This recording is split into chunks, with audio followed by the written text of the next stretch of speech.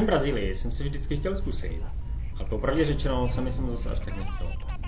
Starty z odbijáků, radši mám kopce. Náročné návraty ze záfuků, radši letám trojúhelníky. A hlavně letání v rovinách, radši mám hory. Letos jsem vyrazila dobrá česká partička, tak jsem si řekl, že to je nejlepší příležitost, kdy to vyzkoušet. Jsou v zásadě dvě možnosti, jak tedy fungovat. Zaplatit si jen vlek kolem 40 € za každý a návraty řešit sám. Nebo si koupit balíček kolem 200 € za den, ve kterém je hotel, neomezené vlekání a hlavně svozy. Ty fungují tak, že po přistání zmáčknete tlačítko na satelitním trackeru a na nejbližší polní cestě vás vyzvedne auto, které jede celou cestu pod vámi. Domů se člověk stihne vrátit obvykle ten stejný den. Na vlastní triko na to většinou padne celý další den. Ondra mi doporučil vlekaře Eurizmara a musím říct, že takhle skvěle fungující servis jsem snad ještě nezažil. Když je někde sraz, je tam o 10 minut dřív. Když nastane nějaký externí problém, tak ho i hned vyřeší. Když fouká ještě víc než obvykle, tak přiveze z vesnice další chlapíky na držení křídel. Při vlekání je skvěle sehraný se svou ženou, která pomáhá pilotům na startu a vysílačkou hlásí, co se děje. Ještě u toho stíhá točit ty videa. Když přistanu někde v lesích, tak Eurizmar vezme místního kluka, který to tam zná, a jde pro mě spolu s ním. Skončím na nějakém opravdu nedostupném místě, tak mě stejně dokáže vyzvednout. Jen mě upozorní, že je lepší přistávat u cest, protože když by se něco stalo, tak bude dlouho trvat, než se ke mně dostane. A když vyhniju a on nemá další piloty, tak se mnou jde vykoupat na místo, kam chodí místní. V průběhu mého pobytu Laďku ještě zvýšil koupí Starlinku, díky kterému má všude signál, se kterým to je tu jinak ošemetné. Svozy jsou velmi efektivní. Vyhnilé piloty zachrání z divočiny a pokud další lidi ještě letí, tak vyhnilé posadí na taxi a jde zachraňovat ostatní. Eurizmar sám lítá, takže dokáže odhadnout, kam pilot ještě doletí a nedržuje se na místech, která piloti překonají. Eurizmarovi dnes přijíždí velká skupina a původně jsem měl začínat s ním. Ondra mi ale domluvil servis hned od příletu, kdy se Eurizmar věnoval jen mně, později ještě Martinovi, který se k nám připojil. Teď to bude asi trochu složitější, ale Eurizmar se určitě poradí. Už má další auta a řidiče.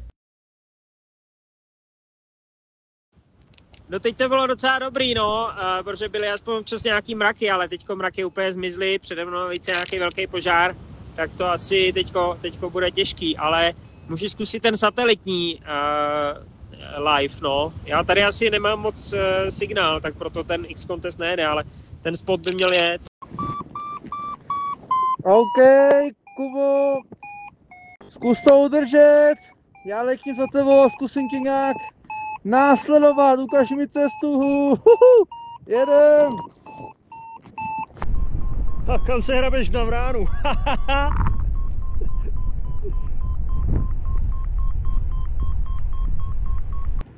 Tak 2 dny po sobě, teďko jsem vyhnil, včera teda úplně pitomně, když jsem si říkal, že už z nejhoršího jsem venku a tak jsem minul stoupák a skončil jsem na zemi.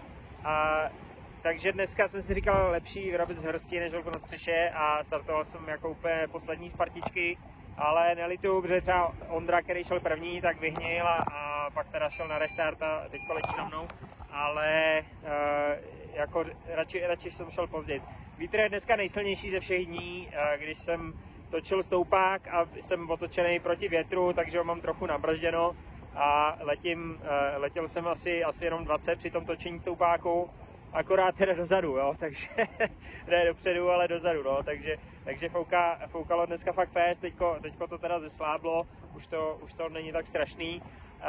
Překonal jsem teďka takovou těžkou oblast, byly tady takový mokřady a nějaký stoupáky tam byly, ale byly šíleně turbulentní, nevím přesně proč, ale vždycky se říká suchý vzduch, tak to je divočejší a vlhký vzduch klidnější, tak tady teda vůbec, no, tady nad těma mokřadama, tak to bylo strašně rozbitý. Letím, myslím, mnohem severnějc, než jsem letěl posledně, já to tady nepoznávám, takže pak se budu muset podívat vlastně, kudy jsem to letěl poprvé a kudy teď.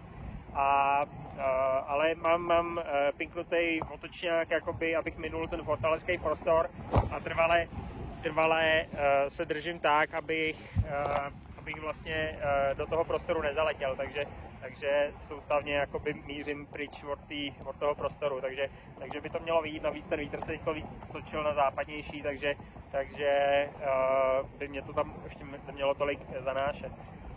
Uvidím, jak daleko doletím. No. Nedaří se nám lítat pohromadě, protože sice máme 2 navijáky, ale prostě přijde nám to nebezpečný, aby vlekali oba 2. Mám vlastně jenom jednu rozjezdovou dráhu a než vlastně, i když jsou všichni nachystaný, tak než se další člověk dostane do vzduchu, tak ten první už je 10 kiláků daleko, takže navíc, když čekáme na intervaly, prostě jak fouká hodně, tak čekáme vždycky, až to zeslábne a to pak je třeba i víc, no. Takže to se nám nedaří, ale tak lítáme každý sám, ale i tak je to pěkný.